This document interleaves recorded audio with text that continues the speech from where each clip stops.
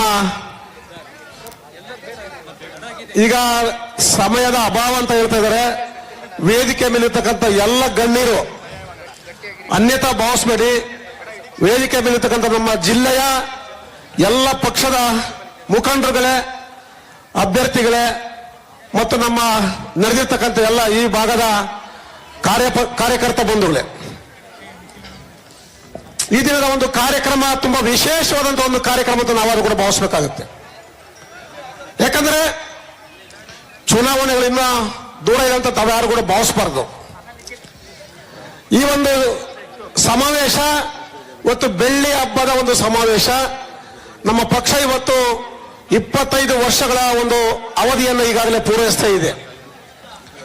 ಜೊತೆಗೆ ಬರ್ತಕ್ಕಂಥ ಒಂದು ನಮ್ಮ ಒಂದು ಪಕ್ಷದ ಒಂದು ಸದಸ್ಯತ್ವ ನೋಂದಾವಣೆಯನ್ನು ಮಾಡ್ತಕ್ಕಂಥ ಒಂದು ಕಾರ್ಯಕ್ರಮ ಕೂಡ ಇದೆಲ್ಲ ಹಮ್ಮಿಕೊಂಡಿದ್ದಾರೆ. ಮತ್ತು ಈ ನೂತನವಾಗಿ ಅಧ್ಯಕ್ಷ ಆಗಿದ್ದ ನಿಂಗಪ್ಪನವರ ಒಂದು ಪದಗ್ರಹಣ ಕೂಡ ಇದರಲ್ಲಿ ಸೇರಿರ್ತಕ್ಕಂಥ.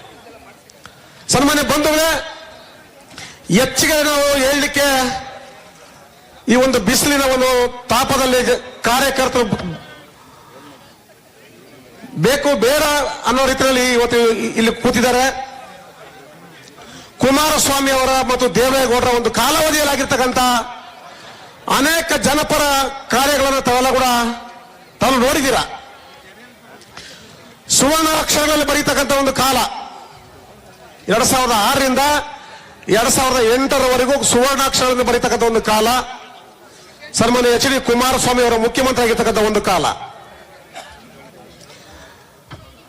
ಸ್ವಾತಂತ್ರ್ಯದ ನಂತರ ಈ ರಾಜ್ಯದಲ್ಲಿ ಶಿಕ್ಷಣ ಕ್ಷೇತ್ರಕ್ಕೆ ಹೆಚ್ಚಿನ ಕೊಡುಗೆಯನ್ನು ಕೊಟ್ಟಿರ್ತಕ್ಕಂಥದ್ದು ಯಾವುದಾದ್ರೂ ಒಂದು ಸರ್ಕಾರ ಇದ್ರೆ ಅದು ಸನ್ಮಾನ್ಯ ಶ್ರೀ ಎಚ್ ಡಿ ಕುಮಾರಸ್ವಾಮಿ ಅವರ ಒಂದು ಕಾಲಾವಧಿ ಅಂತ ತಾವೆಲ್ಲ ಕೂಡ ಭಾವಿಸಬೇಕಾಗುತ್ತೆ. 106 ಕಾಲೇಜುಗಳು, 160 ಫಸ್ಟ್ ಕ್ಲಾಸ್ ಕಾಲೇಜುಗಳು, 200 ಚಿಲ್ಲರೆ 200ಕ್ಕಿಂತ ಅಧಿಕ ಜೂನಿಯರ್ ಕಾಲೇಜುಗಳು ಮತ್ತು ಪ್ರೌಢಶಾಲೆಗಳು, 1200 ಪ್ರೌಢಶಾಲೆಗಳು. ಶಿಕ್ಷಣ ಕ್ಷೇತ್ರ ಇವತ್ತು ಯಾವ ಕಡೆ ಸಾಗ್ತಾ ಇದೆ? ಇವತ್ತು ಸರ್ಕಾರಿ ಶಾಲೆಗಳಲ್ಲಿ ಇವತ್ತು ಮಕ್ಕಳಿಲ್ಲ. ಕಾರಣ ಏನು? ಇವರ ಒಂದು ಧೋರಣೆ, ಇವರು ಮಾಡತಕ್ಕಂಥ ಈ ಸರ್ಕಾರ ಮಾಡತಕ್ಕಂಥ ಒಂದು ಧೋರಣೆಯಿಂದ ಇವತ್ತು 200-300 ಜನ ವಿದ್ಯಾರ್ಥಿಗಳು ಇರ್ತಕ್ಕಂಥ ಒಂದು ಶಾಲೆಯಲ್ಲಿ ಇವತ್ತು 30 ಜನ 20 ಜನ 5 ಜನ 10 ಜನ ಇರ್ತಕ್ಕಂಥ ಒಂದು ವ್ಯವಸ್ಥೆಯನ್ನ ಇವತ್ತಿನ ಸರ್ಕಾರ ನಿರ್ಮಾಣ ಮಾಡಿದೆ. ಇವತ್ತು ಬಡವರ ಮಕ್ಕಳಿಗೆ ಇವತ್ತು ಶಿಕ್ಷಣದ ಬಗ್ಗೆ ಕಾಳಜಿ ವಹಿಸ್ತಕ್ಕಂಥ ಸರ್ಕಾರ ಇವತ್ತು ಇಲ್ಲ. ಕುಮಾರಸ್ವಾಮಿ ಅವರು ಪಂಚರತ್ನದಲ್ಲಿ ಹೇಳಿರ್ತಕ್ಕಂಥ ಒಂದು ಮಾತನ್ನು ನೀವೆಲ್ಲ ನೆನಪಿಸ್ಕೋಬೇಕು. ಅವರ ಶಿಕ್ಷಣ ಕ್ಷೇತ್ರಕ್ಕೆ ಪಬ್ಲಿಕ್ ಶಾಲೆಗಳನ್ನು ತೆರೆದು ಆ ಪಬ್ಲಿಕ್ ಶಾಲೆಯಲ್ಲಿ ಕನ್ನಡ ಮತ್ತು ಇಂಗ್ಲಿಷ್ ಅನ್ನು ಕಲಿಸ್ತಕ್ಕಂಥ ಒಂದು ವಾತಾವರಣವನ್ನು ನಿರ್ಮಾಣ ಮಾಡಿ ಉತ್ತಮವಾದಂತಹ ಶಿಕ್ಷಣವನ್ನು ಕೊಡಲಿಕ್ಕೆ ಪಂಚಾಯತಿಗೆ ಒಂದು ಶಾಲೆಯನ್ನು ನಾವು ಮಾಡಬೇಕಂತ ಬಿಟ್ಟು ಹೇಳಿ ತೀರ್ಮಾನ ಮಾಡಿದ್ರು. ಇವತ್ತು ಜನರು ಇವತ್ತು ಅದಕ್ಕೆ ಮಾನ್ಯತೆಯನ್ನು ಕೊಡಲಿಲ್ಲ. ಅದೇ ರೀತಿ ಇವತ್ತು ಶಿಕ್ಷಣ ಕ್ಷೇತ್ರಕ್ಕೆ ಎಷ್ಟು ಒತ್ತನ್ನು ಕೊಟ್ಟು ಅವ್ರು ಮಾಡಿದ್ರು, ಆ ಶಾಲೆಯಲ್ಲಿ ಇವತ್ತು ವಿದ್ಯಾರ್ಥಿಗಳ ಸಂಖ್ಯೆ ಕ್ಷೀಣಿಸ್ತಾ ಇದೆ. ಇದಕ್ಕೆ ಸರ್ಕಾರದ ಒಂದು ಧೋರಣೆ, ಅಲ್ಲಿರ್ತಕ್ಕಂಥ ಉಪನ್ಯಾಸಕರ ಕೊರತೆ, ಶಿಕ್ಷಕರ ಕೊರತೆ ಎದ್ದು ಕಾಣ್ತಾ ಇದೆ. ಇದಕ್ಕೆ ಈ ಸರ್ಕಾರ ಮಾಡಿರ್ತಕ್ಕಂಥ ಒಂದು ಷಡ್ಯಂತ್ರ ಅಂತ ಕೂಡ ಹೇಳಲಿಕ್ಕೆ ಸಾಲದು. ಇವತ್ತು ಬಹಳಷ್ಟು ಜನ ಇವತ್ತು ವಿದ್ಯಾರ್ಥಿಗಳು, ಇವತ್ತು ಬಡ ವಿದ್ಯಾರ್ಥಿಗಳಿಗೆ ಇವತ್ತು ಶಿಕ್ಷಣದಲ್ಲಿ ವಂಚಿತರಾಗ್ತಾ ಇದ್ದಾರೆ. ಶ್ರೀಸಾಮಾನ್ಯ ರೈತರ ಮಕ್ಕಳು ಇವತ್ತು ಶಿಕ್ಷಣದಲ್ಲಿ ವಂಚಿತರಾಗ್ತಾ ಇದ್ದಾರೆ. ಮತ್ತೊಂದು ಇವತ್ತು ನಮ್ಮ ಕುಮಾರಸ್ವಾಮಿ ಅವರು ಮಾಡಿರ್ತಕ್ಕಂಥ ಸಾಧನೆಗಳನ್ನ ನಾವು ಎಳೆಯಾಗಿ ಹೇಳ್ತಾ ಹೋದ್ರೆ ನಮ್ಮ ನಿಂಗಪ್ಪ ಅವರು ಒಂದು ಅರ್ಧ ಗಂಟೆ ಹೇಳಿದ್ರು. ಅದನ್ನ ಎಲ್ಲ ಹೇಳ್ತಾ ಹೋದ್ರೆ ಇವತ್ತು ನಮಗೆ ಸಮಯದ ಅಭಾವ ಜಾಸ್ತಿ ಇದೆ.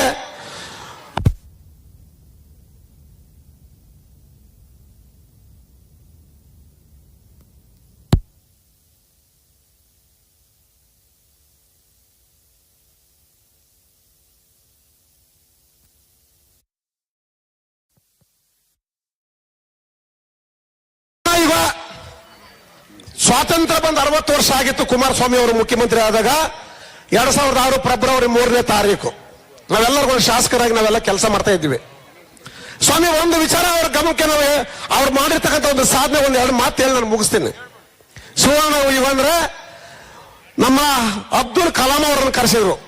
ನಮ್ಮ ವಿಧಾನಸಭೆಯ ಒಂದು ಅಧಿವೇಶನದಲ್ಲಿ ಪಾಲ್ಗೊಂಡು ನಮ್ಮನ್ನೆಲ್ಲ ಕುರಿತು ಮಾತನಾಡ್ಲಿಕ್ಕೆ ಅವರೊಂದು ಮಾತು ಹೇಳಿದ್ರು. ಅವರು ಅಬ್ದುಲ್ ಕಲಾಂ ಅವರು ಪುರ ಅಂತ ಒಂದು ಹಳ್ಳಿಗಳನ್ನ ಯಾವ ರೀತಿ ಅಭಿವೃದ್ಧಿ ಮಾಡ್ಬೇಕಂತ ಬಿಟ್ಟು ಹೇಳಿ ಅವರ ಭಾಷಣದಲ್ಲಿ ಹೇಳಿದ್ರು. ಕುಮಾರಸ್ವಾಮಿ ಅವರು ಅನುಷ್ಠಾನ ಮಾಡಲಿಕ್ಕೆ ಸುವರ್ಣ ಗ್ರಾಮಗಳನ್ನ ಇವತ್ತು ಜಾರಿಗೆ ತಂದಂತ ಒಂದು ಕೀರ್ತಿ ನಮ್ಮ ಕುಮಾರಸ್ವಾಮಿ ಅವರಿಗೆ ಹೇಳಿರ್ತಕ್ಕಂಥದ್ದು. ಪ್ರತಿ ಹಳ್ಳಿಗೂ 1 ಕೋಟಿ ರೂಪಾಯಿ ಹಣವನ್ನು ಕೊಡ್ತಕ್ಕಂಥ ಒಂದು ತೀರ್ಮಾನ ಮಾಡಿ ಸ್ವಚ್ಛ ಭಾರತ ಅಂತ ಏನು ನಾವು ಕರಿತಾ ಇದ್ದೀವಿ.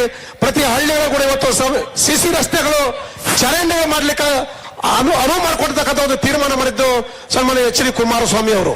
ಅದನ್ನ ಅರ್ಥ ಮಾಡ್ಕೋಬೇಕು ನಾವೆಲ್ಲರೂ ಕೂಡ. ಇವತ್ತು ಎಲ್ಲಿ ಹೋಗ್ತಾ ಇದೆ ಅಭಿವೃದ್ಧಿ? ಇವತ್ತು ಆಸ್ತಿಗಳನ್ನು ಸೃಷ್ಟಿ ಮಾಡ್ತಕ್ಕಂಥ ಈ ಸರ್ಕಾರ ಇವತ್ತು ಇಲ್ಲ. ಅವತ್ತು ಕುಮಾರಸ್ವಾಮಿ ಅವರು ಮತ್ತು ದೇವೇಗೌಡರು ಆಸ್ತಿಗಳನ್ನು ಸೃಷ್ಟಿ ಮಾಡಿ ಈ ದೇಶಕ್ಕೆ ಸಂಪನ್ಮೂಲವನ್ನು ಕೊಡ್ತಕ್ಕಂಥ ಒಂದು ತೆರಿಗೆಯನ್ನು ಕೂಡೀಕರಣ ಮಾಡ್ತಕ್ಕಂಥ ಒಂದು ಆಸ್ತಿಗಳನ್ನ ಒಂದು ಸಂಪನ್ಮೂಲವನ್ನು ಕೂಡೀಕರಿಸತಕ್ಕಂಥ ಒಂದು ವ್ಯವಸ್ಥೆಯನ್ನ ಮಾಡಿರ್ತಕ್ಕಂಥದ್ದು ದೇವೇಗೌಡರು ಮತ್ತು ಎಚ್ ಡಿ ಕುಮಾರಸ್ವಾಮಿ ಅವರು. ಇವತ್ತು ಸರ್ಕಾರ ಇವತ್ತು ಬೇಕಾಬಿಟ್ಟಿ ಯೋಜನೆಗಳನ್ನು ಜಾರಿ ಮಾಡಿ ಅವ್ರ ಹತ್ರ ಹಣ ಇದೆಯೋ ಇಲ್ಲೋ ಗೊತ್ತಿಲ್ಲ, ಯಾವುದೇ ಒಂದು ಪರ್ಮನೆಂಟ್ ಅಸೆಟ್ಸ್ ಅನ್ನ ನಿರ್ಮಾಣ ಮಾಡದೆ ಇವತ್ತು ನಮ್ಮ ರಾಜ್ಯವನ್ನ ಒಂದು ಕೆಟ್ಟ ಒಂದು ಪರಿಸ್ಥಿತಿಗೆ ತರತಕ್ಕಂಥ ಒಂದು ವ್ಯವಸ್ಥೆಯನ್ನು ನಿರ್ಮಾಣ ಮಾಡಿದ್ದಾರೆ. ಆ ನಿಟ್ಟಿನಲ್ಲಿ ನಾವು ಇವತ್ತು ಮುಂದಿನ ದಿನಗಳಲ್ಲಿ ನಮ್ಮ ನಿಖಿಲ್ ಕುಮಾರಸ್ವಾಮಿ ಅವರು ಸಾರಥ್ಯವನ್ನು ವಹಿಸಿದ್ದಾರೆ. ಕುಮಾರಸ್ವಾಮಿ ಅವರ ಆಶೀರ್ವಾದ ಇದೆ, ದೇವೇಗೌಡರ ಮಾರ್ಗದರ್ಶನ ಇದೆ.